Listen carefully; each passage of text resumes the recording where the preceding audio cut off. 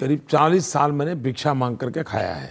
मैं 35 साल तक भिक्षा मांग करके खाया। फ्रॉड चल रहा है।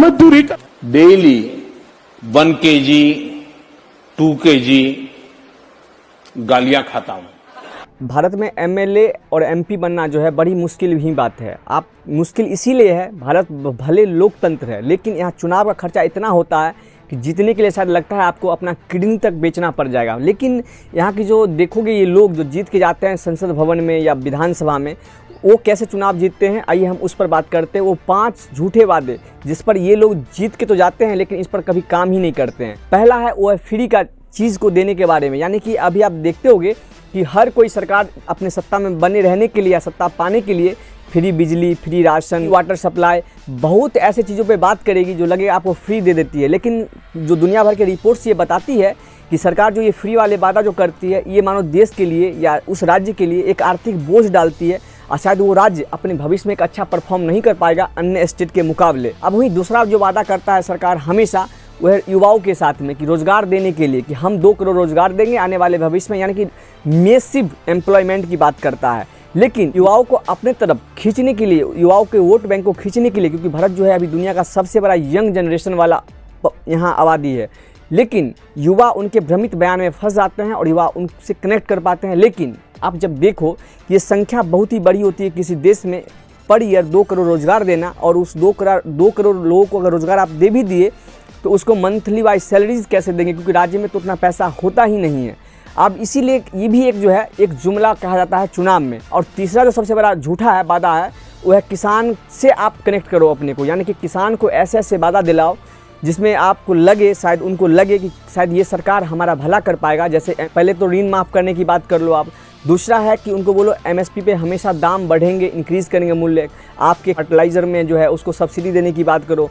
और इससे जो होता है किसान आपसे एक इमोशनली कनेक्ट कर पाते हैं और शायद किसान पर मानो एक जो ऋण का जाल है उस पर एक बोझ भी होता है, क्योंकि उन पर काफ़ी सारा ऋण होता है, क्योंकि यहाँ के किसान काफ़ी गरीब हैं और अपने जीवन यापन के लिए किसानी करते हैं। तो शायद लगता है उनको कि ये सरकार हमारा भला कर पाएगा आने वाले भविष्य में और शायद उनको हमें चुनना चाहिए। लेकिन सरकार ऐसा कुछ नहीं करती है। सरकार सिर्फ जीतने के लिए ये सब बातें बोलती है कि सत्ता वो पाले किसी भी कंडीशन पर। वहीं पर हम चौथी जो सबसे बड़ी चीज़ देखते हैं, अपनी पहचान की राजनीति करो। या कि आज की पार्टी को आप देखते होंगे, केंद्र हो या राज्य हो, वो अपनी एक पहचान की राजनीति करती है, यानी कि जाति, धर्म, क्षेत्र की राजनीति करने लगेंगे। लोगों को ऐसे ऐसे समुदाय में बांटेंगे कि यहाँ के लोग जो रहते हैं बहुसंख्यक, यानी कि लोग कहेंगे हिंदू खतरे में है, कोई कहेगा मुसलमान खतरे में है, यानी कि ऐसे मानो कोई बोलेगा मेरा क्षेत्र खतरे में है। कि लोगों को सब लोग अगर मिल के अगर एक मुद्दे पर बात करने लगे तो सरकार को उस मुद्दे का समाधान करके देना पड़ेगा इस देश में।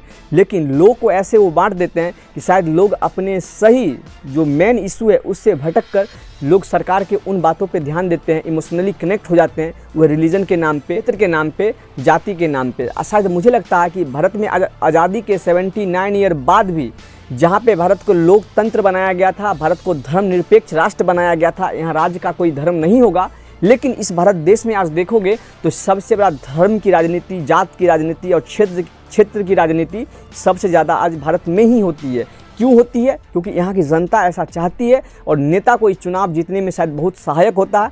कम खर्चे में वो अच्छा अपना परफॉर्म कर पाती है, क्योंकि इस देश की जो आधा से अधिक जनता है वो मानो गरीब है, क्योंकि लगभग 81 करोड़ से अधिक लोग जो हैं वो पीडीएस का लाभ लेते हैं, यानी कि एक बहुल जनसंख्या है जो मानो किसी सरकार को सत्ता में बने रहने के लिए शायद अगर वो उसको भी अपने अंदर ले ले तो वो सरकार में हमेशा बनी रह सकती है कोई भी पार्टी। और 5वां जो सबसे बड़ा झूठा वादा करते हैं सरकार वो है अक्सर वो है करप्शन को मिटाने को लेकर। आप करप्शन की बात सोच के देखो कि आज़ादी के जब 15 अगस्त 1947 को आज़ादी मिली थी भारत को, तो उस समय अगर भ्रष्टाचार होगा तो आज भी भ्रष्टाचार है। तो मैं कहता हूँ बदला क्या, तो भ्रष्टाचार जो है, करप्शन अपना रूप बदल लिया है। आज भी आप भारत देश में रहते होंगे तो हर नेता आपके यहाँ कभी चुनाव आता होगा तो बोलता होगा यहाँ भ्रष्टाचार को मैं मिटा ही दूंगा। लेकिन सबसे बड़ा बात है भ्रष्टाचार और परिवारवाद के खिलाफ मेरी लड़ाई जारी रहेगी।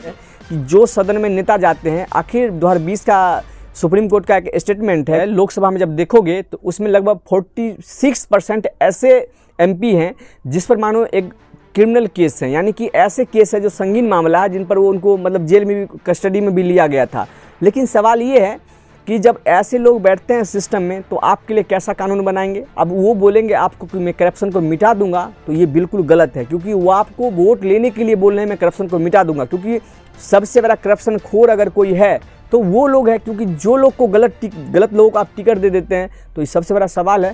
क्योंकि अगर गलत लोग जीत के जाते हैं तो आपके लिए कभी अच्छा कानून बना सकते हैं, संभव ही नहीं है। क्योंकि आपका भी साइकोलॉजी हैक करने का ये तरीका होता है कि जनता को आप ऐसे जोड़ो, ऐसे इमोशनली कनेक्ट करो कि उनको लगे कि वो सामने वाले में भगवान देख पाए। आज की जो प्रधानमंत्री मोदी जी हैं, उनको लोग कितना भगवान की तरह पूछते हैं। भले वो लोगों के लिए कुछ काम करे या ना करे, उनके पास खाने के लिए कुछ रहे या ना रहे, उनके बच्चे के लिए रोजगार रहे या ना रहे, यहाँ उनके बच्चे को अच्छी शिक्षा मिले या ना मिले, अच्छा हेल्थ मिले या ना मिले, पर हाँ मोदी में वो भगवान की तरह मानते हैं, कोई देव पुरुष मानते हैं, कोई आदि पुरुष मानते हैं।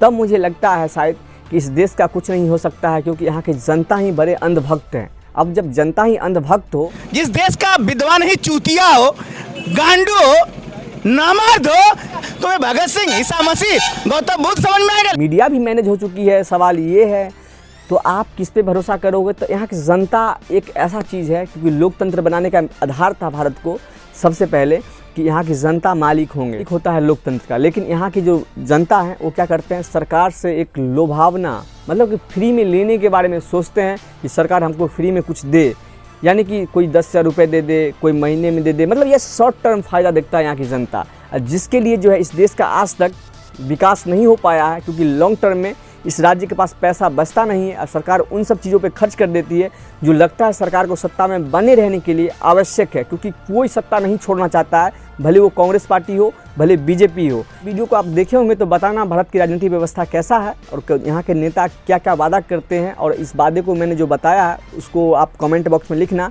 क्या ये मोदी जी जो वादा किए थे वो झूठ था या सही था। अपना राय कमेंट बॉक्स में पिन करिएगा, क्योंकि मुझे उम्मीद होता है आपके राय और आपके ओपिनियन जानने का भी बहुत सारा मन करता है, क्योंकि आप लोग क्या सोचते हैं सरकार के बारे में और एक्चुअल समस्या के बारे में। अगर वीडियो आपको अच्छी लगे तो लाइक करना, शेयर करना और अनफिल्टर्ड चैनल को सब्सक्राइब करना, क्योंकि हम लाएंगे भारत के ऐसे मुद्दों की कहानी जो शायद आपके जीवन से रिलेट करे और भारत के विकास के लिए सहयोगी हो। तो मिलते हैं किसी अगले वीडियो में, तब तक के लिए